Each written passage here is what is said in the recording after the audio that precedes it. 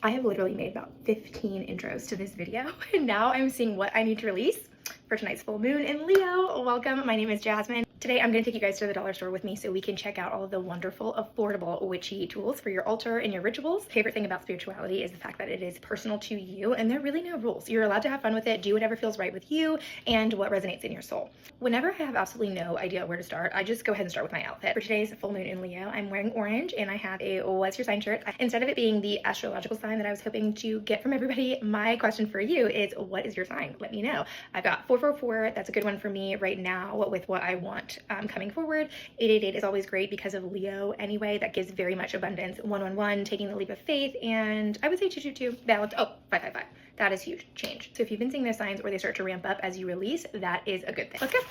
So to totally stay on brand, because it is a snow moon today, this is how I got rid of all the snow in my car. So do with that what you will. It is a lifesaver. Now let's go to the dollar store.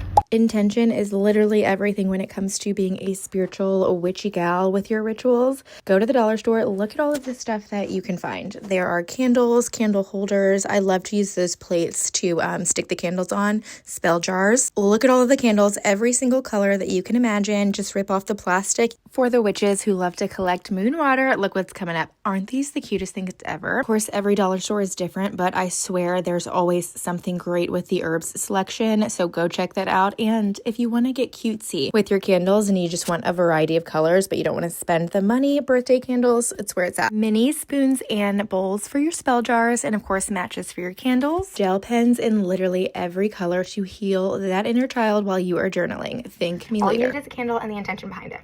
I am a really simple witch. My guides know that ADHD runs rampant, so if I don't get all of the steps in, that's okay. Do not feel like you have to be perfect, because it is, again, your own intention, your own ritual. It is coming from you, and you can't mess that up. I'm gonna pull from 2 decks here. Okay, we're just gonna do it because it gets crazy. Star Brothers, Horus Energy, Protection, Loyalty, Safety, and Trust. And then we have Star Family, you're part of a team of souls, call and support. Oh my goodness. Took me a minute to kind of gather my thoughts, but the message is loud and clear. Trust that you have a team on the other side helping you out, especially if you were seeing angel numbers.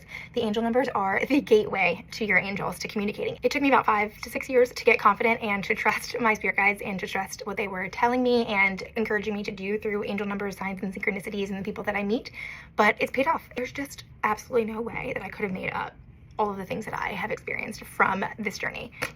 So when I started to receive communication from my spirit guides, I actually started to listen to Monica the Medium's podcast, and I was just unbelievably obsessed with it. And I was like, I just want to connect. Like, I know I can do it. Like, why hasn't it started? And then the angel numbers started to pour in: 1111, 222, and then 111, 333, 55. I've seen them all. And I have a ton of other, maybe I'll list them right here. My breaking point was just kind of letting go of what the generic response is saying and actually paying attention to what I'm doing, thinking about, or feeling in those moments when I see it. That's how I built my connection with my spirit team. I really, really sat there and thought about, what do I want? What is happening? How does this relate? What does this mean? And then it starts to click. The more that you trust and kind of lean into it, the more that they are going to ramp up the signs and show you, yes, we see you, we hear you. Thank you so much for finally answering. So the more that you trust it and lean into it and call out to these and call out to your spirit team, we've got justice, which is great, especially if you're a Libra or just looking for some balance in your life. Maybe things have kind of gone off their rocker and you are just ready for things to come back to normal. We got 5 of Cups and then a 4 of Swords. You just feel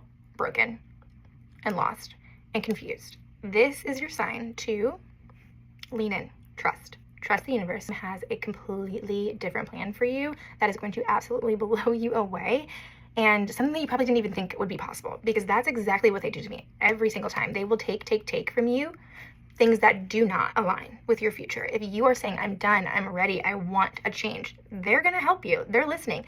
They see you, they hear you, they are showing you that they're there. But you just are probably not believing it. You're not trusting it. And when these things start falling apart, or when you feel heavy and your heart's broken, like things are just not what they should be, that's your spirit team protecting you.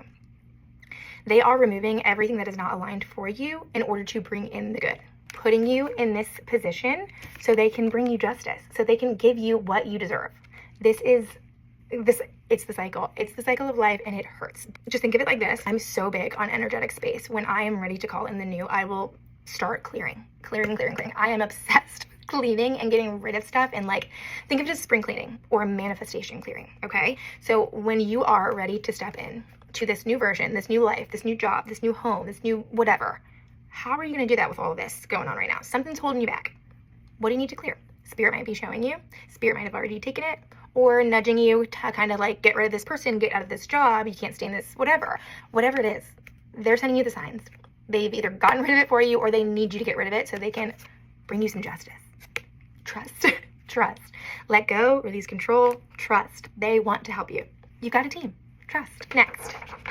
So I typically like to journal in an actual journal or a notebook or whatever, daily or however often I get to it. Or for rituals, I like to spice things up and use regular paper because we can either burn it, put it in some water, save it, do whatever you please with it. So I have a really fun, colorful paper. I got this actually from a yard sale, but you can get it anywhere. I love these paper mates. So you can kind of see it. Yeah, you can see it. So I've got full moon in Leo here, and we are going to release. I am going to show you guys what I'm going to release, but you do not have to copy this. When I tell you, there is absolutely no wrong way to do this. Like, you can't mess up your own ritual. The biggest thing for me that I struggle with is releasing control. So I'm going to release all of my control with my future. That is definitely easier said than done because I'm a control freak, but I just like to know what's happening. I'm in such a void right now that I have no choice but to trust. So I'm releasing all control, and I know my spirit team knows better than I do. They can see so much more than we can ever imagine. So who am I to say you're wrong? Unfortunately, I don't think they've ever been wrong. So I'm releasing that control right now. It's gone out the window. Goodbye. Goodbye. Next, I'm going to release the fear of being seen. I'm pretty much strictly YouTube girly. Like, I don't really watch TV. It's just not my thing right now, and that's fine because I'm a YouTube girl.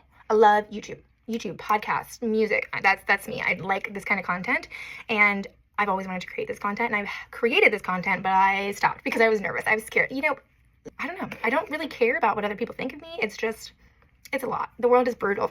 And I mean, I've been through enough, but adding on to that is scary. But I know I'm meant to share my gifts and my experience with the world, and it's going to reach whoever it needs to. I might not have a trillion followers. I might not be the craziest, coolest tarot reader ever, but I am going to be seen because it is my purpose and it is necessary to help other people on my journey. So I'm releasing that fear of being afraid to go viral or hit however many subscribers and have people recognize me.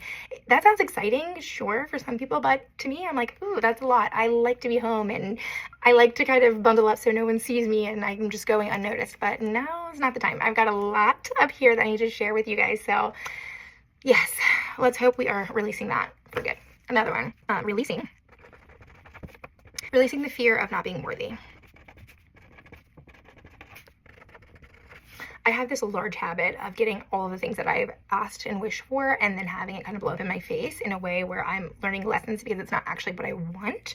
And I do fear that was because of my fear of not being worthy, because I did not step into my power and recognize my worth. So I'm releasing that last bit of worthiness feeling.